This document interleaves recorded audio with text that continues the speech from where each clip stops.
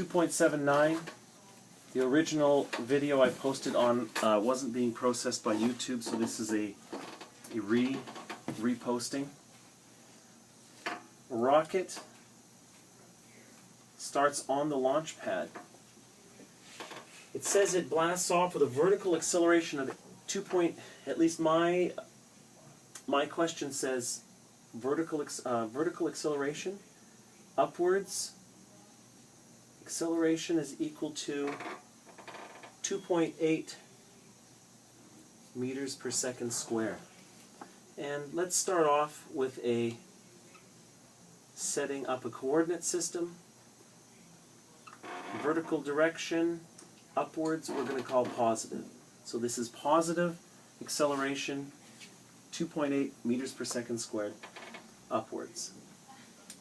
And then it says after 30 seconds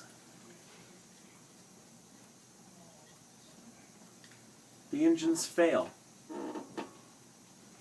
And the first question is, how high above the launch pad will the rocket eventually go? This is a difficult question. It's a multi-part question because there's two different phases.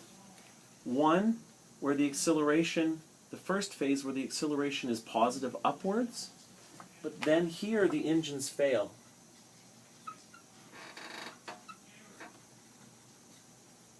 And after that, the rocket is just a projectile.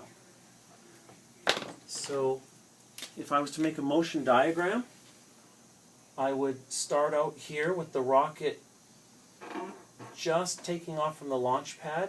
It accelerates in a positive direction up until the point at which,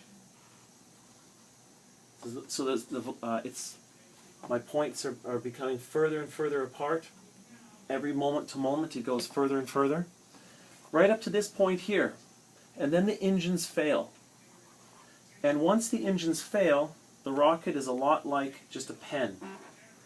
Traveling through the air, the engines fail, it slows down due to gravity, and then it crashes towards the Earth. So, as soon as the engines fail, the acceleration is no longer upwards. It's 9.8 meters per second squared as expected by gravity, and it's downwards. So in our coordinate system, that's a negative.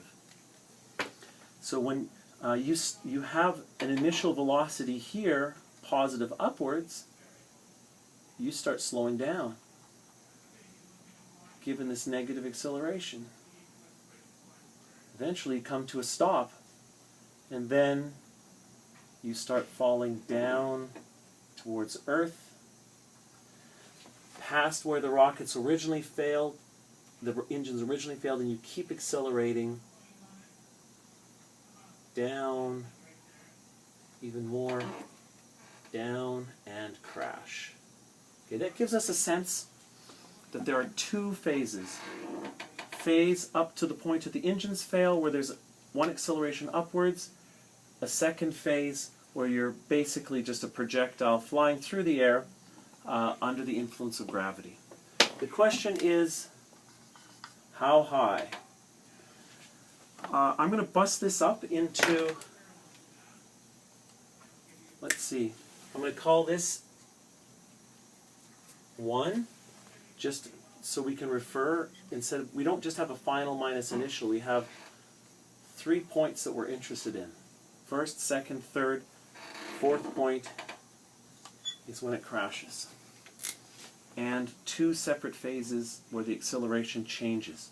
And because the acceleration changes, we can't carry one kinematic equation from the bottom all the way to the top, because of this change in acceleration is not constant acceleration. So the best we can do is work our way towards this height by first finding how high the rocket was when the engines failed. So to find this height at y3, which we don't know, this is what we want to find out, we're going to have to find y2 first. To find y2, we have a time, we have an acceleration. Let's see, which equation would I be looking at? How about x final is equal to x initial plus velocity initial delta t plus 1/2 a delta t squared. That's a basic equation of kinematics. It relates changes in positions to a initial velocity and an acceleration through time. We know our time, we know the acceleration. The launch pad, the initial velocity here at the velocity at time 1 on the launch pad is 0 because it's just sitting there.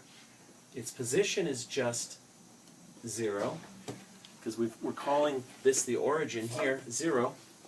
So we can translate this equation. X final is y2. So for the vertical direction, x initial, our initial position is y1, which is 0. Our initial velocity is velocity at point 1, which is 0. And we have an acceleration. It's positive. It's 2.8 meters per second squared upwards. And we have a delta t. In my question, it's 30 seconds squared. So we can solve for y2.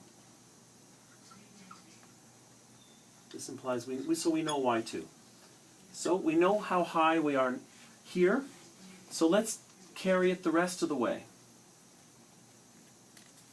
Given that we're at this height here, how high, but I think I'll stop here and start another video.